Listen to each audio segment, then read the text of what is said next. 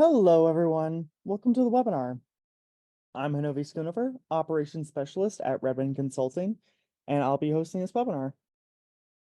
Before we begin, for those who may not know, Redmond is a nonprofit organization that provides tribal technical assistance on a variety of programs, including but not limited to tribal government's comprehensive, responding to urban natives, and elder abuse.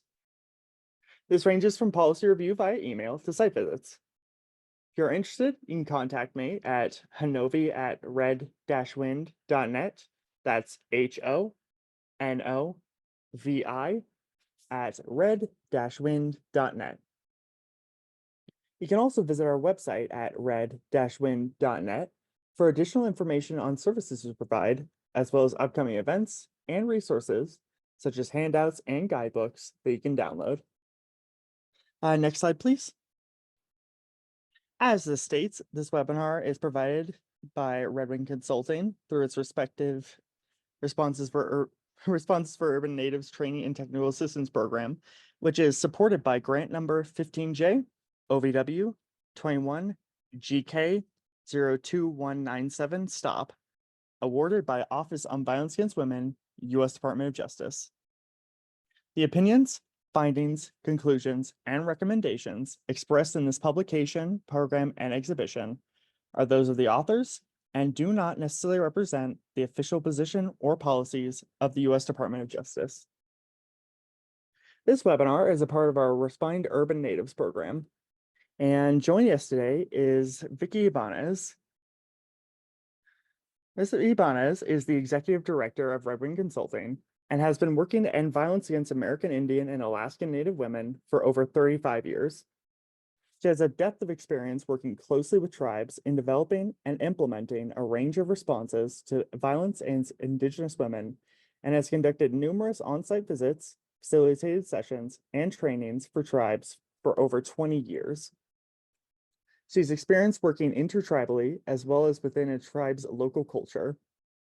She developed and is the executive director of Redmond Consulting, as mentioned, from 2005 to present day, coordinating and providing tribal technical assistance for recipients of the Tribal Governments Program for the U.S. Department of Justice, Office on Violence Against Women.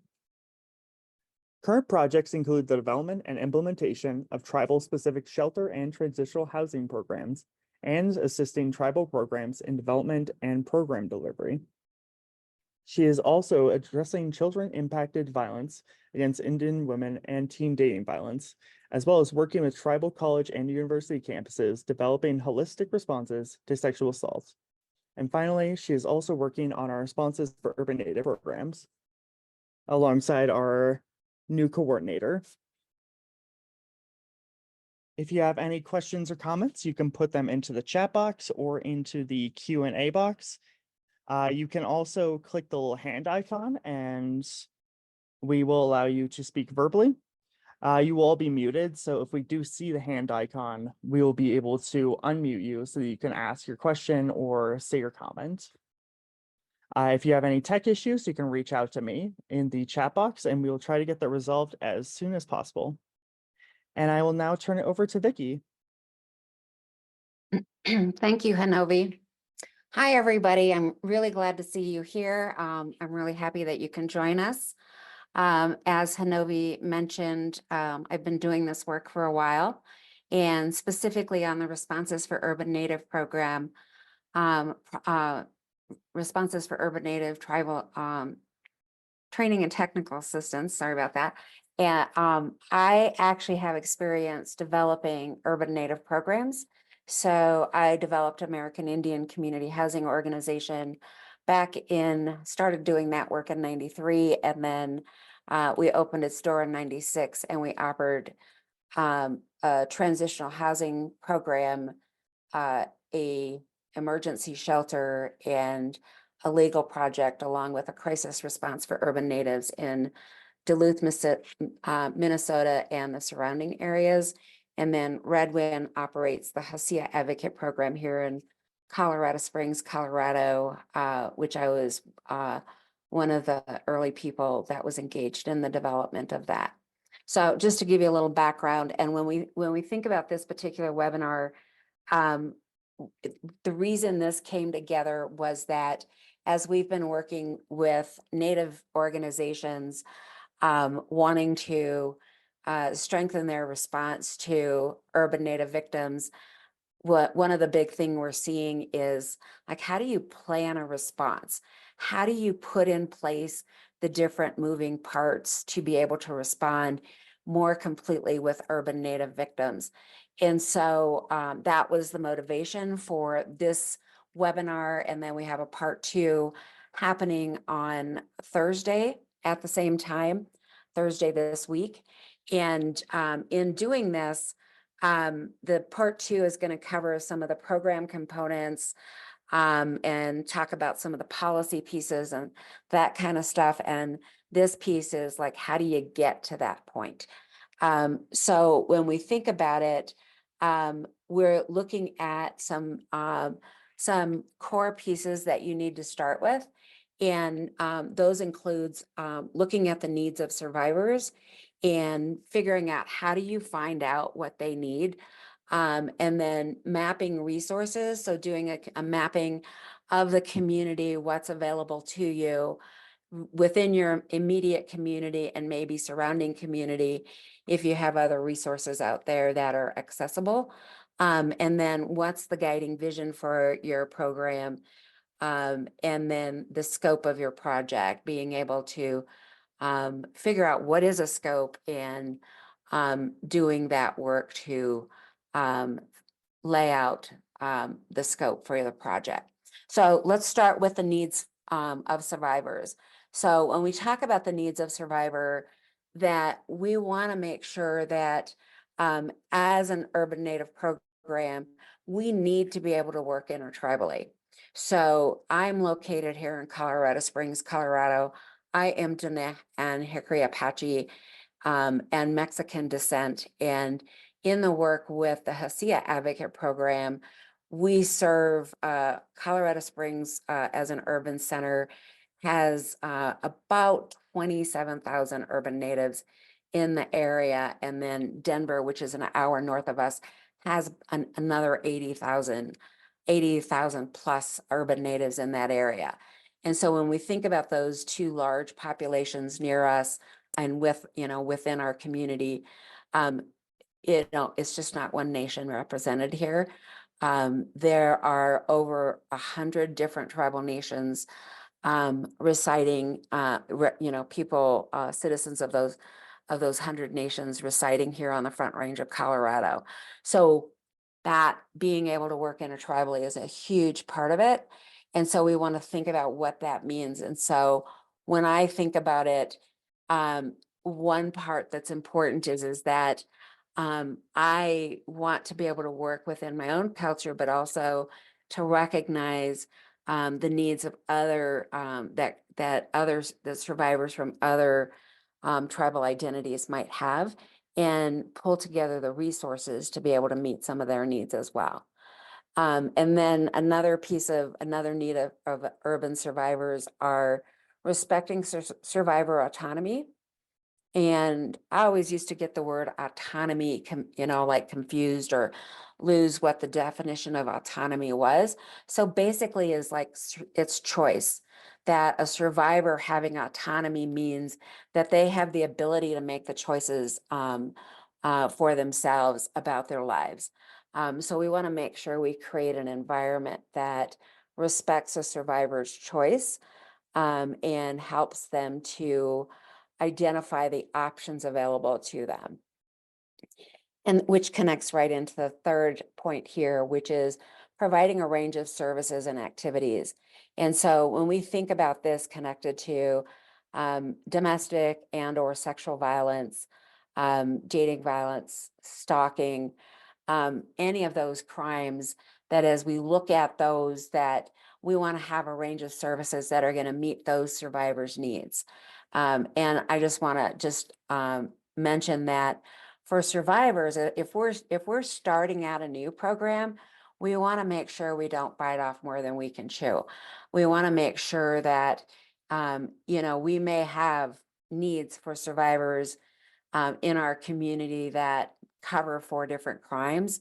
But as a new program, developing a response, and engaged in the planning, you want to think about what is the most prominent crime and start there, or what is the capacity of the program to respond to the crime or crimes chosen to work from, because each of them have different kind of nuances and needs, and by trying to take on too much, it makes it harder for the program.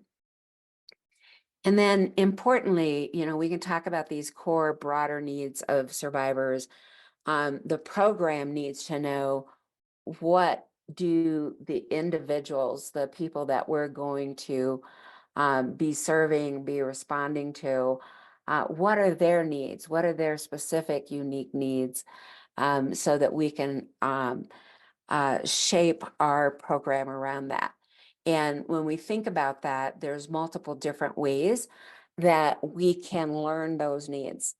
So conducting a survey, so in its broadest sense, when we think about conducting a survey, there's multiple ways we can do it. So when we conduct a survey, a lot of people think, oh, we have a form, we have, a questionnaire, and we're collecting information. And that would be a more formal survey. And what we want to do as a part of conducting a survey is we want to be learning about what's on people's minds. And I know from the work that I've done over the years, either as developing responses, or creating responses, or working directly, providing direct services to survivors, is that if I'm listening to what are they saying the problems are, what's working for them, what's not working for them, what they need, that's important. And so there's many different ways we can do that listening. So, and I'm actually working on a training here in Colorado Springs right now.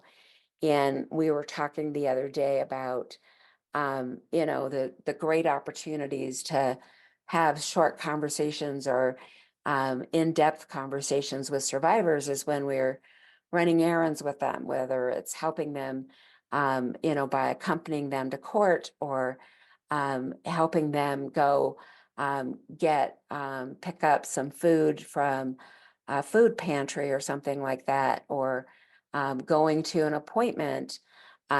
That those times that we have riding in a car or sitting in a waiting room, we have a unique opportunity to hear what's on their mind. What are the things that they're working through? What are the challenges that they're facing? How have things helped them, or how have things not helped them? So that would be a real informal survey where we would be listening. We may not have any kind of structure attached to it, except for remembering, like, wow, I'm starting to hear over the last, 3-4 people I've been with, that there's a common thread in here. So that's an informal way of collecting this information, and then maybe making some notes about it and sharing with another coworker, or with a committee that you may be working with. And then formal is really that questionnaire, that survey. And then programs often will have a survivor experience survey that they will share with people that they work with periodically during the course of the year, and collect information along the way. And then we repeat it. So we go through, we don't learn what's on people's minds at one time and never come back and revisit it. We're constantly finding ways to listen and then adjust, but we're not adjusting, every few days or every couple months in terms of our work. We're looking and paying attention, and then we're coming back and adjusting at times that makes sense to adjust and say, oh, we need another policy, or we're starting to see over a period of time and people we're working with that a policy needs to change, that we created it and it felt like it was going to work. And after 3 to 6 months of working on it, it's just not where we wanted to go, or it's missing a piece. Or we thought that this was an activity we really wanted to do. And as we're listening to people, learning what people's experiences are, we're realizing that in fact that they really needed something else to go with it, or a different approach to it. And so then another key area is community resource mapping. And when we think about community resource mapping, we want to know what's available. And I think about, in particular, I was out working with a tribe at one point, and I kept hearing from different people, we have no resources. We just don't have any resources. And I was there for a week, and we heard it over and over and over again, myself and my coworker that was with me. And then at one point, towards the end of the week, we did a resource mapping exercise. And by the time we were done with the people that were in the room, we literally had the walls in that room covered in large flip chart paper that had all these different resources. And people were saying, well, I didn't even know that was there. How do I access that?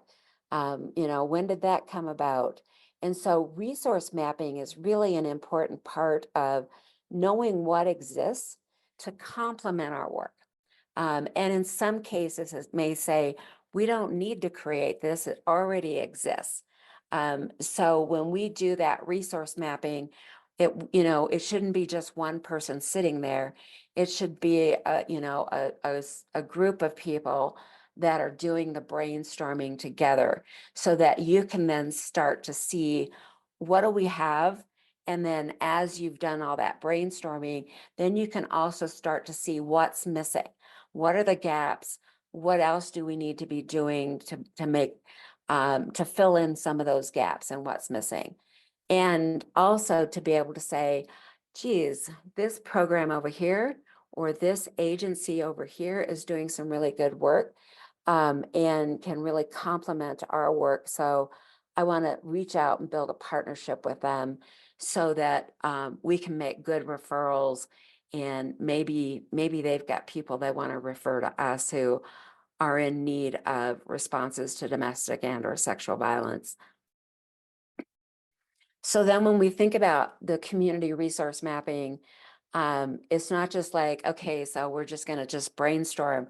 We want to think out, what are our community boundaries? So when we think about the community boundaries, it may be, we're talking about urban, so it may be that we're going to serve this side of this city. And we may go outside of the city limits on this side to cover the people that are coming in. Here in Colorado Springs, we have the unincorporated part of Colorado Springs because the city's been growing so fast. So it's still part of the urban community, but not the city proper. But we want to define those boundaries. Where is that service population that is going to be reasonable for people to access any kind of resources we identify? And then we want to brainstorm what the points we want to look at. We want to think about, who is this survivor and what might be the kinds of areas this survivor needs. And then start identifying the possible response and the resources within those response points. So thinking about this survivor, what does this survivor now need in an emergency? And in that emergency, what are those kinds of resources? This survivor maybe we're working with them post-crisis, but still continuing on the work with maybe the court response that's taking maybe a 2-year process to complete.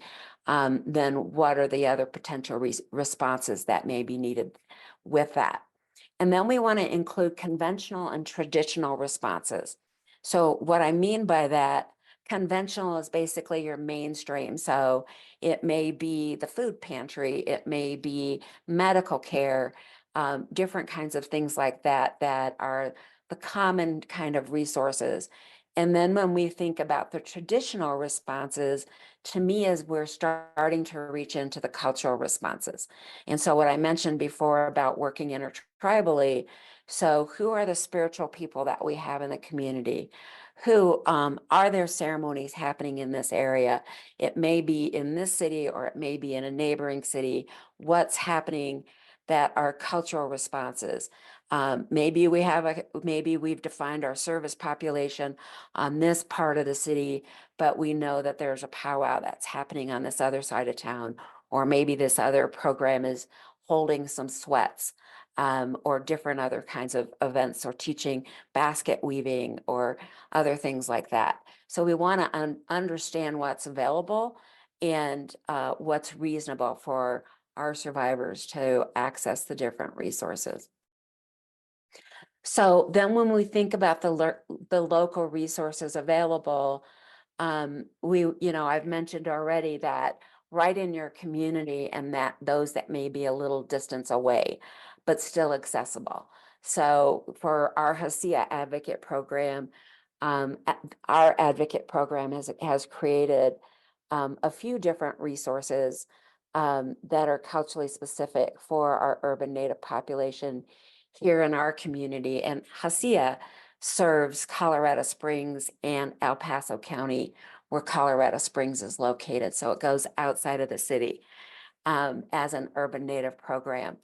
And at times, some of the cultural activities happen in the Denver area or in Morrison, Colorado, which are reasonable for driving to, which the advocates can assist with providing transportation or bringing a group together to go to activities that are happening. Identifying the resources that will be helpful, and then giving attention to whether the agency can provide a culturally specific or sensitive response. So when I think about that in terms of some of the mainstream resources and non-Native resources that are out there, is really ask the question, is how will this Native person be treated? Will they understand that this is a Native person and what some of the challenges may be in this urban area, whether it's some unique legal issues that an urban Native survivor may experience related to the domestic and sexual violence, or will they be treated as a person of color and not understand Indigenous identity? Or will they be prepared or be willing to be prepared to be educated to serve the Native population that we have in the area? And this, I'm just going to say this, that what I hear over and over in urban areas is people go, "Oh, I didn't know we had Native people in the community."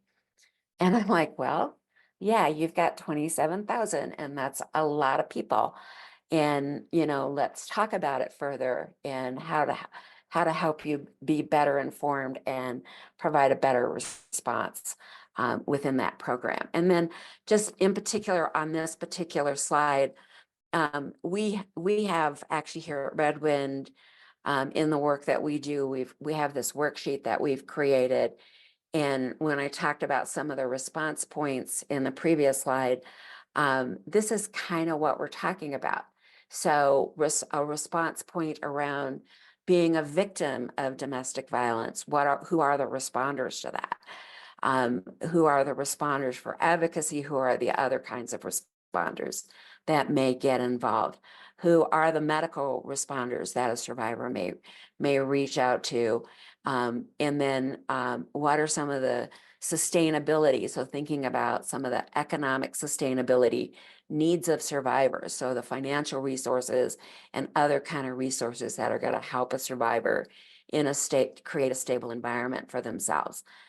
And then conventional supports, going to I've mentioned the food pantry several times already on this webinar, but it could even be, what are the library resources? What are, what are the resources to be able to help set up a household or to help get a person prepared for job readiness, things like that. And then the traditional supports are the cultural supports. What are the resources that are going to help center an individual in a native community, as well as be able to potentially access healing options for them as they're addressing the violence in their life. So then as we think about programs, and that we're creating programs, one of the big pieces that I see that gets missed a lot in the planning is the vision that guides the work. So when we think about a guiding vision, we want to think about that what we create as that vision, it will be the lens on how we're going to look at everything we create, what our services look like, our activities look like, how they'll be created, provided, and how we look at them and think about them. So guiding visions, there's no really hard and fast way that we create a guiding vision, but in its basic sense, it answers the question for survivors and the community of why do we exist? Why does this program exist? And what would be lost to the community if we didn't exist? And so as we think about a guiding vision, it's going to be the lens. So if we say we're going to be empowering, then we want to make sure that we're looking at every layer of what we are doing. Is this policy empowering survivors? Is this policy or practice empowering our staff?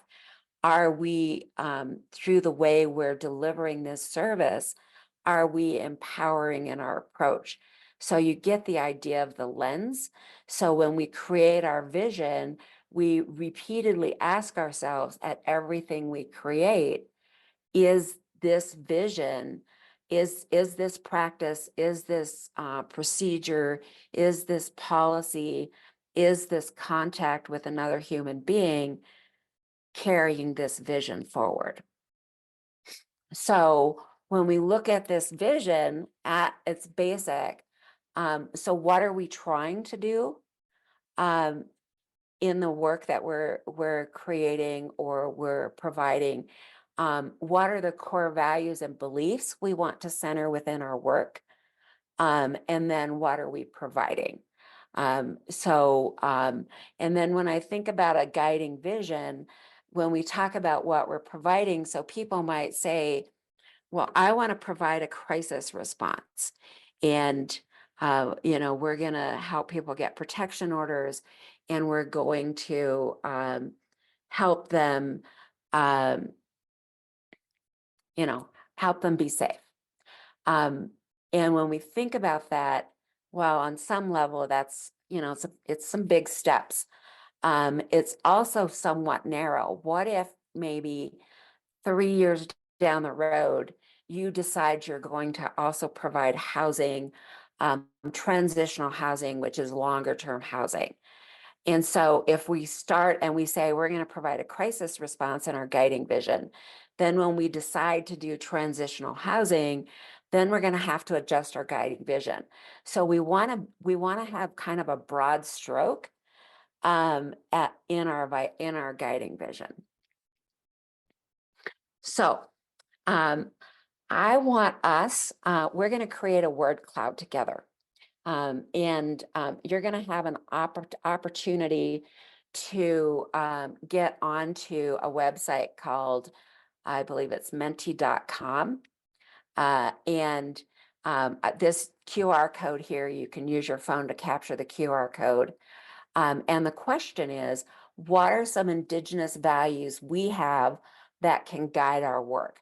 So we want to think of 1 to 2 words, and we're going to create a word cloud together. So I'm going to pull this slide down. Hanovi's going to drop a link for that word cloud into the chat.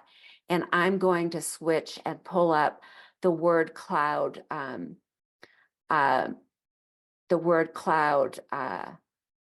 website, and share that with you, and we can start creating the word cloud. And people are already doing it. I'm just not quite ready. Let me find my little sharing thing here to share. And I'm loving that you're doing it already. I'm so excited. And if you didn't capture it with the QR code, you can also go to menti.com and use the code 88029247. So when we look at this, which I'm so excited you all are just like on it. So some of the guiding values, so we're creating a guiding vision. And when I look at this, right in the middle there is respect. And the reason it's big is many people are saying that's a core value. That's a value that we want to have. You know, when we think about the work that we're doing, we want respect guided. Strength, tradition are also core that we're seeing show up here. We're also seeing family show up, culture, balance, healing, humility, honor, connection, perseverance, family oriented, trust, love, hope, prayer, spiritual truth. There's way more in here. And I'm just loving this word cloud that you all are creating. It's really coming together in a beautiful way. And what I'll do at the end of this webinar is I will turn it into a PDF. And as a follow-up to this webinar, we can get that sent out to you so that you can use some of these values as you're thinking about a guiding vision, and you can carry that forward and use it to think about what your guided vision will look like.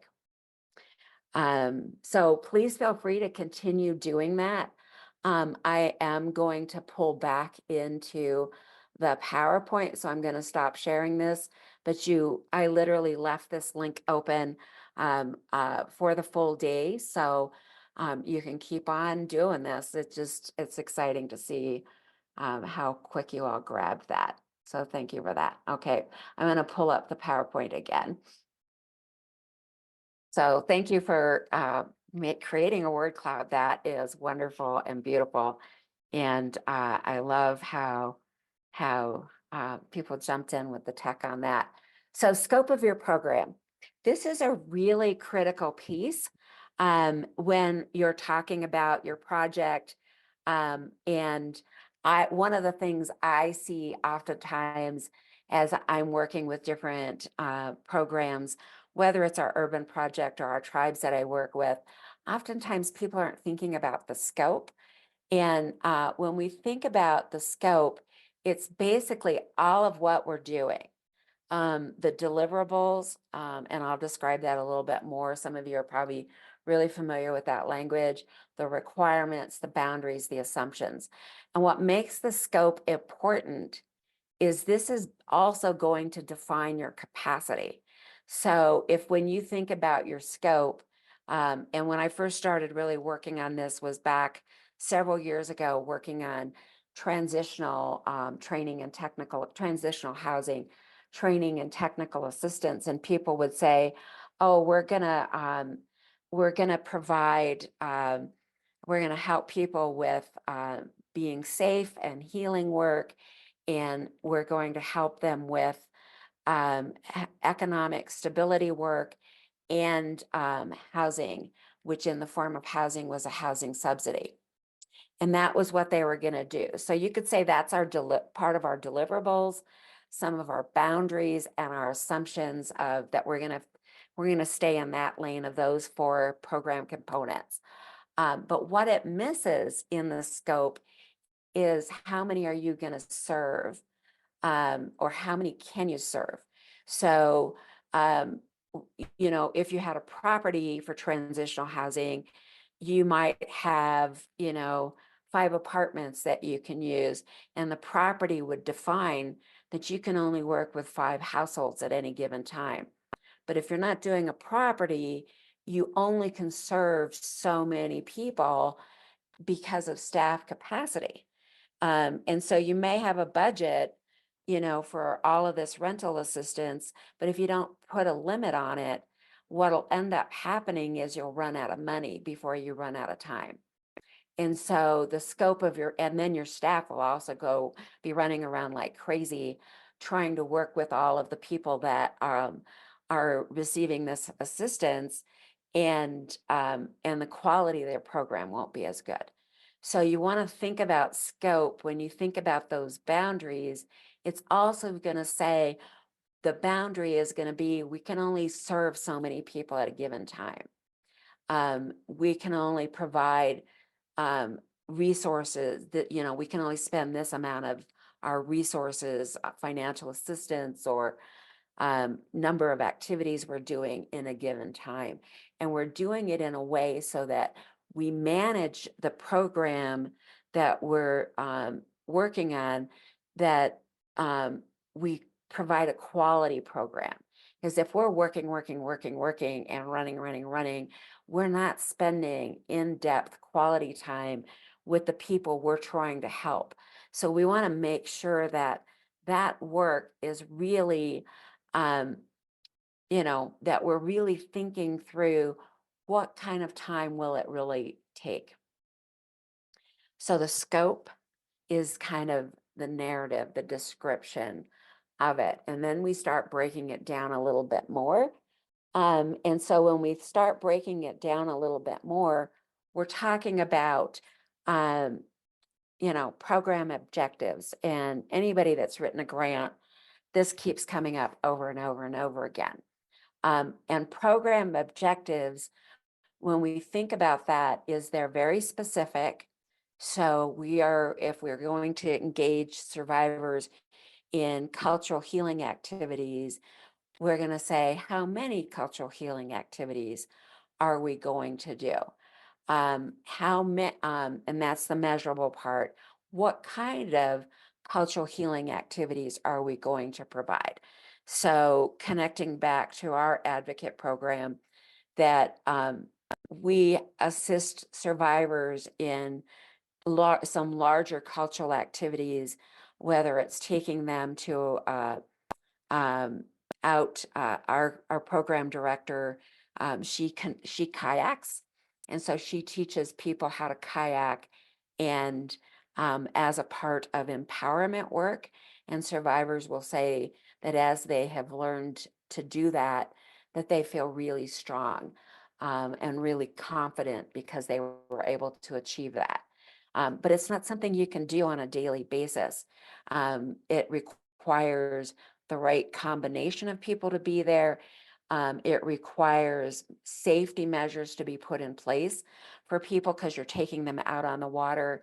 It requires transportation for the kayaks, for the people to get out to the water, making sure that there's food accommodation if they're spending the day out on the water, different things like that. So that's not something you would do even on a weekly basis. So specific, you're going to do it. Measurable, we're going to do it 4 times this summer. Achievable, is that reasonable with the number of staff we have?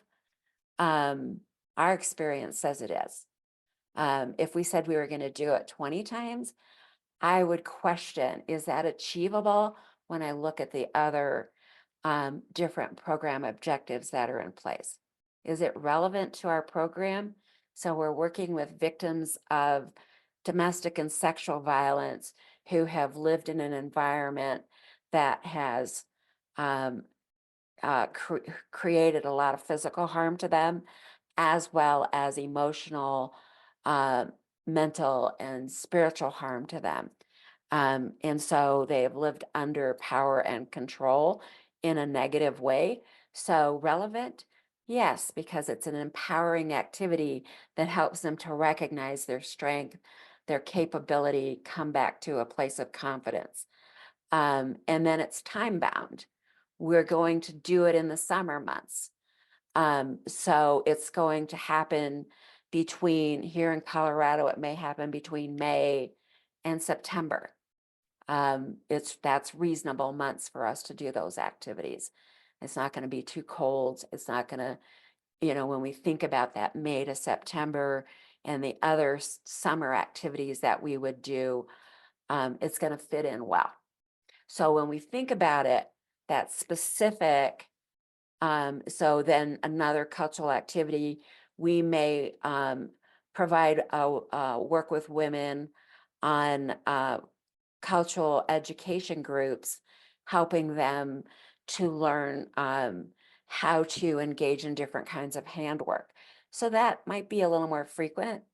We may, over the course of 2 or 3 meetings, create a women's hand drum. We may, over maybe 2 of the group activities, make ribbon skirts together.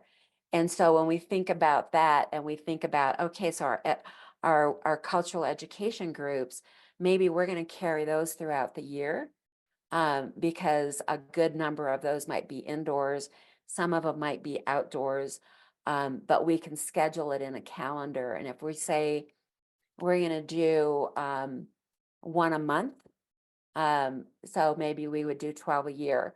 And I always encourage people to give themselves a little leeway, that if we're planning our objectives, then let's think about what's our flexibility. Because I always think about December, that's kind of that's a hard month to do extra scheduling on stuff sometimes, because there's a lot of other activities that may be going on. So we would think maybe our program objectives for the year would cover 10 to 12, to recognize that there might be times that we have to flex that a little bit because it doesn't work together. So we want to think about program objectives across all aspects of what we're providing. So it could also, like, if we're going to serve survivors and we potentially could have 2 advocates, is it reasonable to serve 80 victims in a year? Maybe not. Maybe it's more reasonable to serve 20 to 30 victims in a year. So we want to think about it in that way. And then we want to learn from best practices. So what have some other programs done? Listen to the field, and what's the experience that people have had? And when we listen to the field, we look at what the experience is. And when we look at Native programming, we can learn from ways culture was centered in that work. So, for instance, when I was developing American Indian Community Housing Organization, our first project was transitional housing. And at that time, back in the 90s, there was not another Native transitional housing program to look at. So what we did was we went to a Native organization that was providing treatment, chemical dependency treatment, and look at how they were weaving culture into the programming. We could learn from some of the other programs, domestic violence programs that were already doing transitional housing, to get some of that around responding to the crime part of it and figure that out. And then we went to the chemical dependency program that was Native, to learn about how they put culture in a living environment in that respect. And then we merged the 2 together and created in a way that fit for our program. So learning from people and other programs is so important. And I always say, don't recreate the wheel. If they got a brochure that they can share with you, or a policy that they can share with you, ask for it and say, would it be okay if we could use it to help shape ours? And so you don't want to take their policy and put it in your own program, but what you want to do is look at it and say, hey, I really like this, the way they talk about this. I really like this piece that they have, and put it into what you're creating. And then reflection and action. When we do creating work, we really want to think about it in a way that what we create, we need to stop and reflect on it. Is this working in the way that we want it to work? Is this taking us in the direction that we want to go? And when we think about that, we can literally start to see that yes, this is working wonderful. We're really getting where we want to go. Or, you know what, we're kind of going there, but we're also drifting a little bit. So then think through that reflection, you can think about, so then what do we need to do different? What else do we need to bring in to get us where we want to go, to shift it back, to make the changes that we think need to happen? Maybe this is the time that we add in another focus in here and maybe do a little bit more fundraising to bring in this other resource or this other information, or bring in a new partnership to do that. And so that's the reflection work, so we can actually see what's happening, think about it, be intentional about it, and do some planning around it, and then move into action. Like, then how do we implement that? How do we create that change? And it's a process. So then we keep going. Um, and when we do that reflection and action, we want to build it in, we want to think about it. And the keep going is, then we've built a foundation, and then we think about, where else do we want to go? What else do we want to do? How do we add that? And when we keep going, we want to keep going back and reflecting on our guiding vision, and think about, are we going in directions that fit with where we started? We can expand out, but our vision, when we think about our vision, we want to make sure our vision is big enough so that we can then encompass where we may grow to as a part of it. So we want to make sure we keep our focus. So I've developed a few organizations and programs over the years of my work. And the big core piece for the work that I have been doing is, I am working with victims of domestic and sexual violence. And while I also work on dating violence, um, stalking, and sex trafficking, I can take those other three crimes and pull them back into domestic and sexual violence. And so when we think about, so that's my service population. And in that service population are our Indigenous victims and survivors of that work. And now in my training and technical assistance work, I am working with tribes on those crimes, working with those victims, and I'm working with urban programs, urban Native organizations that are wanting to create and respond to this work, and also working with non-Native organizations to help them be more effective in working with our Native survivors in this work. So when I look back and look at what I've been doing, I have kept my focus. I am still working with those survivors. So I like this quote. I want to share this with you. Everything the power of the world does is done in a circle. The sky is round and the earth is round like a ball, and so are the stars. The wind in its greatest power whirls. Birds make their nests in circles, for theirs is the same religion as ours. The sun comes forth and goes down in a circle. The moon does the same, and both are round. And for me, the reason I put this quote in here is that in this work that we do, um, we are working in circles as well. And it's important to recognize that. And when I think about working in a circle, so I have worked for years as an advocate, and then moving into working with programs. And so as an advocate, that circle is about looking at, who am I working with? How do I do that? How do I meet that needs? And how am I ready for the next person? So that's a circle. As I am working as a program manager, I am looking at, what is our program? What are the needs of survivors? How do we meet those needs? How am I reflecting on what we're doing and accomplishing? And how do we expand and grow and go back through that circle again? And, so as we're doing it, we continue to go back in circle. And then as we think about it, as we work with each other, we are also doing that in a circle, recognizing that I am one part of the solution, that the work that we do in advocacy and domestic violence work and sexual violence work, that as part of that solution, we are we need our partners. We need people who are working in chemical dependency work or alcohol and drug program. We need people who are working on poverty issues to address the financial needs and the shortfall that our survivors have.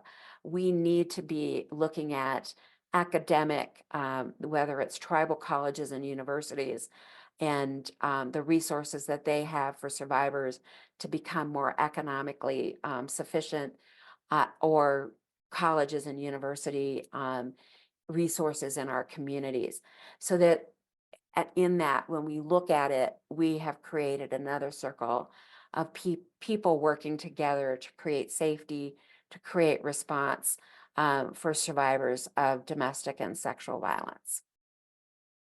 And this quote is by Black Elk, who was Ogallala Lakota from 1931. So I want to pause here and give folks an opportunity to ask any questions that there may be, or comments.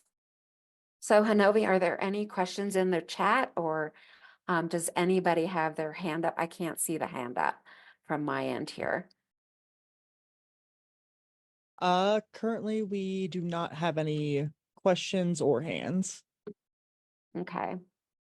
Well, while people are thinking about that, I do want to just mention our training and technical assistance that we have through the Responses for Urban Native TA that we offer at Redwind. So we are available to help urban Native programs think about their response. And that could be through Zoom calls, through one-to-one calls. We do multiple different things. We've provided customized local trainings that can be either in person or through Zoom. Shorter trainings, of course, would be through Zoom, through a virtual platform. And then, we do a lot of program development, work with urban Native programs. And then we also work with non-Native programs, helping them to look at how to work more effectively with our urban Native programs, and in many different ways, how to build the partnerships with the Native programs that exist, so that there are good, strong, culturally centered responses for healing within the community, and other resources that are Native specific if they exist in those respects. So just check again to see if there are any questions or comments. And you can put your question or comment in the chat, or you can raise your hand. So are there any, Hanovi? I am not seeing anything. Okay. Well, if there are no questions or comments, then that's fine. I do want to put a plug in for part 2 of this webinar, the Cornerstone webinar that we're doing. We're gonna, in the second part, we'll talk a little bit more about some of the different program components, some of the core policies along those kinds of lines, so that as a continuation of what we've already been talking about. So if you aren't registered for that, I'm not quite sure how that works, Hanovi, you can explain that. But I look forward to seeing you, and I really thank you all for being here today. All right, thank you, Vicky. Before we end the session, I want to let you all know that there will be an eval popping up once Zoom closes. We'd love to hear what you thought, so if you're able to fill that out, we'd very much appreciate it. As Vicky mentioned, coming up next in the series is Cornerstone's Successful Advocate Program Planning Part 2, which is on March 28th at 12 p.m. Mountain Time. The link should be going out, and reminders to register will also be going out with our newsletters. is also on TATA on the 28th. And that will also be hosted by Vicky. And as a reminder, this webinar was recorded and will be uploaded onto Redmond's YouTube channel within the next couple of days. You can also find our previous recordings there from all of our various grant programs. In closing, I'd like to thank our presenter, Vicky. I'd like to thank our captioner, and I'd like to thank all of you for joining us. I hope you all have a wonderful rest of your day. I hope you all stay safe, and I hope to see you at the next webinar.